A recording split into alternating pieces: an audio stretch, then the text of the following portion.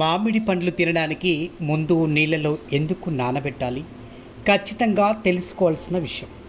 వేసవి సీజన్ వెంటబెట్టుకొని వచ్చే పండ్లు మామిడి పండ్లు. మామిడి పండ్లను పండ్లకే రారాజుగా పిలుచుకుంటారు.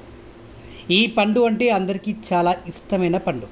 ఈ సీజన్ కోసం సంవత్సరం పొడవునా ఎదురు చూసే వారున్నారంటే అందులో ఆశ్చర్యం లేదు. ఎందుకంటే అందులో నేను కూడా ఒకరిని, వారిలో మీరు కూడా ఒకరైతే ఈ కథనం మీకోసమే.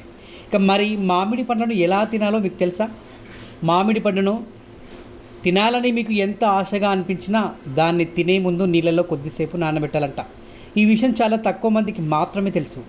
ఇది మీకు ఆశ్చర్యం కలిగించే విషయమే అయినా అలా ఎందుకు చేయాలో ఆయుర్వేద నిపుణులు ఏం చెప్తున్నారో తెలుసుకుందాం.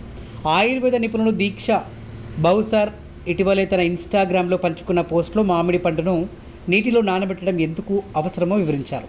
అయితే మామిడి పండ్లను వీటిలో ఎంతసేపు ఉంచాలి, ఎలా తినాలి అనే వారి కోసం ఇక్కడ సమాధానం. మామిడికాయను నీళ్ళలో ఎక్కువసేపు నానబెట్టి తినండి.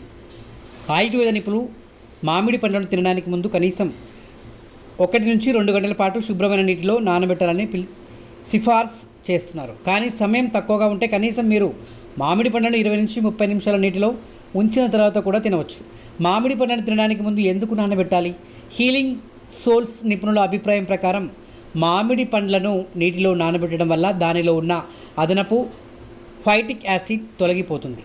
ఇది ఒక రకమైన యాంటీ న్యూట్రియంట్. ఇది ఐరన్, కాల్షియం, జింక్ మరియు ఖనిజ లోపానికి దారితీసే ఇతర ఖనిజాల వంటి కొన్ని ఖనిజాలను శరీరం గ్రహించకుండా నిరోధిస్తుంది.